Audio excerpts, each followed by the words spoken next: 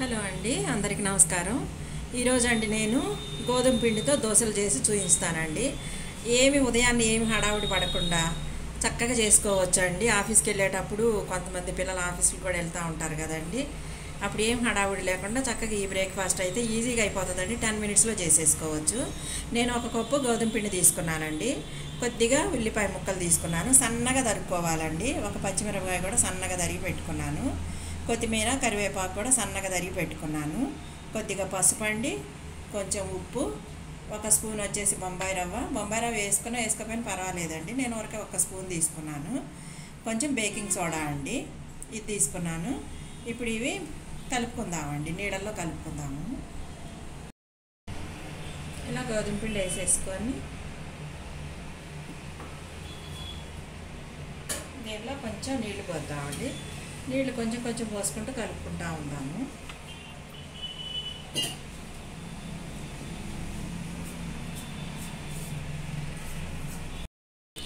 ఇదిగండి పసుపు, ఉప్పు, బొంబాయి రవ్వ, కొంచెం బేకింగ్ సోడా ఇవి కూడా వేసేస్తున్నాను. ఉండలు లేకుండా కలుపుకోవాలండి.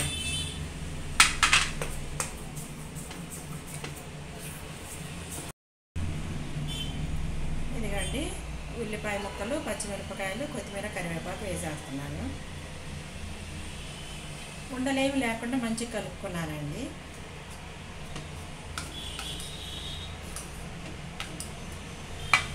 ఇప్పుడు చూడండి, స్టవ్ వెలిగించి పెట్టుకున్నాను. కొద్దిగా నూనె అప్లై చేస్తానండి.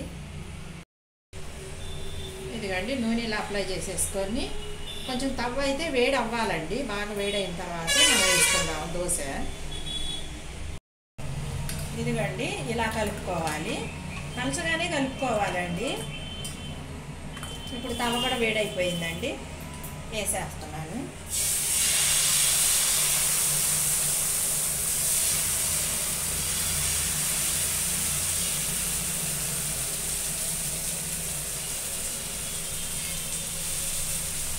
చక్కగా హెల్తీ బ్రేక్ఫాస్ట్ అండి ఇది. ఇదిగోండి ఏం అతుక్కోవటం లేదు కదండి. ఇప్పుడు చక్కగా ఉల్టా చేసేసుకుందాం. దానంతటికి అదే లెగ్స్ వచ్చేస్తాం చూడండి. ఎంత ఈజీగా చేసుకోవచ్చానండి. ఇడ్లీ దోశలు ప్రతిరోజు తిని విసిగిపోతాం కదండి. ఇలాంటి బ్రేక్ఫాస్ట్ చేసుకుంటే చక్కగా తినొచ్చు. టేస్ట్ మాత్రం ఎంత బాగుంటుందోనండి. ఇది మనం నైట్లో కొంతమంది చపాతీలు తింటారండి. ఆ పని ఎక్కువే కదండి. దాని పని చపాతీలు ప్రతిరోజు చేసుకోవాలంటే పని ఎక్కువగానే ఉంటుంది. చక్కగా ఇలా చేసుకొని తిన్నారంటే డిన్నర్కి కూడా మంచిగా ఉంటుందండి. హెల్త్కి కూడా చాలా మంచిదండి ఇది. ఇదిగండి అయిపోయింది చూడండి. 2 వైపులు ఇటు కూడా చక్కగా కాలింది కదండి.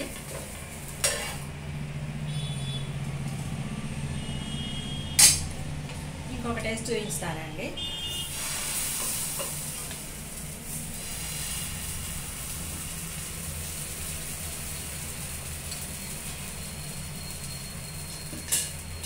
కొంచెం ఇట్లా పైన నూనె పోసేసుకోండి. ఈ పచ్చిదనం పోవాలండి. ఇదిగండి ఇది కూడా ఉల్టా చేసుకుందాము. చూడండి ఎంత మంచి కలర్ వచ్చిందో. వీటిలో నేను అసలు ఏమి కలపలేదండి. ఏదో కొంచెం ఉల్లిపాయ ముక్కలు, కరివేపాకు, కొత్తిమీర, ఉప్పు ఇవి ఉంటే కదండి. పసుపు అంటే కొంచెం మంచి కలర్ రావడానికి కలిపారండి. కొంచెం బేకింగ్ సోడా. ఇదేంటండి ఇవి కూడా కలుపుకోవచ్చు అండి. చిన్న చిన్న ముక్కలు కట్ చేసుకొని క్యారెట్ అని, క్యాబేజ్ అని వాటన్నీ చేసుకోవడానికి ఆఫీస్కి వెళ్ళే ఆడవాళ్ళ దగ్గర ఇంత టైం ఉండదండి. చక్కగా సింపుల్గా ఇలా చేసేసుకుంటే అది రుచికి రుచి ఉంటుందండి. హెల్త్కి కూడా మంచిదే కదండి. అది అయిపోయింది.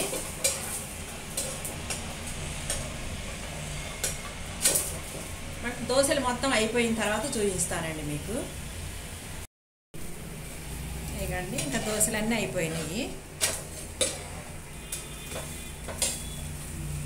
చూడండి ఎంత క్రిస్పీగా వచ్చిందో చూడండి.